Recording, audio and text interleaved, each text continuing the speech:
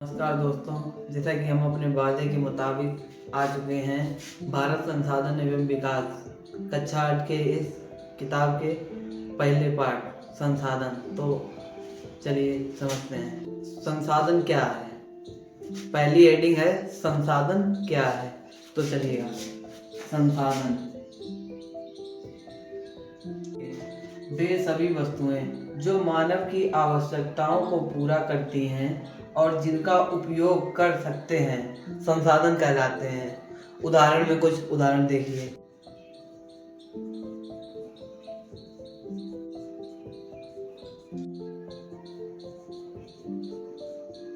उदाहरण में जैसे कि जल हो गया, वन हो गए, खनिज हो गए, वायु हो गई। और मानव निर्मित में आ जाते हैं रिक्शे हो गए, मोटरसाइकिल हो गई, चेयर, मेज, कुर्सी। जो भी चीजें हमारे जरूरत की हैं वह सब संसाधन कहलाती हैं। और संसाधन 3 प्रकार के होते हैं। इसका स्क्रीनशॉट ले लो पहले। चलो आगे बढ़ते हैं। अब बात करते हैं संसाधन के प्रकार।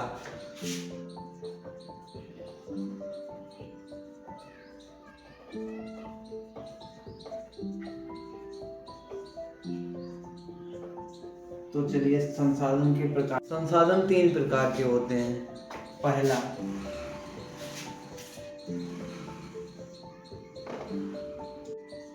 प्राकृतिक संसाधन, जो प्राकृतिक से मिले वो प्राकृतिक संसाधन कहलाता है।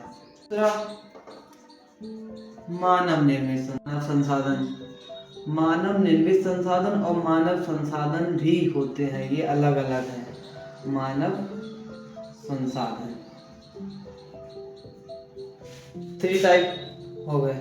संसाधन के प्रकार। संसाधन 3 प्रकार के होते हैं। पहला प्राकृतिक संसाधन, जो हमें पृथ्वी प्राकृतिक से मिले हुए प्राकृतिक संसाधन होता है। मानव निर्मित संसाधन, जो मनुष्य बनाए, मनुष्य द्वारा मिले हुए मानव निर्मित संसाधन कहलाता है। ये मानव संसाधन हो गया। 3 संसाधन हो गए।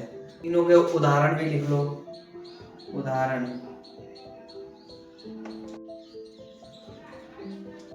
तो ये रहे संसाधनों के प्रकार तो हो गए, इनके उदाहरण भी। जब प्राकृतिक संसाधन, प्राकृतिक संसाधन में आ जाते हैं जल, सूर्य का प्रकाश, खनिज पदार्थ, वन, मृदा मतलब मिट्टी।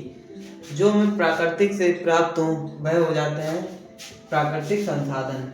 उसके बाद में मानव निर्मित संसाधन, जो मानव बनाए, मानव निर्मित संसाधन हो जाते हैं। जैसे घर मानव ही बनाता है, सड़क व पुल मानव निर्मित है, विद्यालय, मशीनें आदि चीजें मानव निर्मित है, जैसे कि स्कूटर, मोटरसाइकिल, ये भी मानव निर्मित चीजें।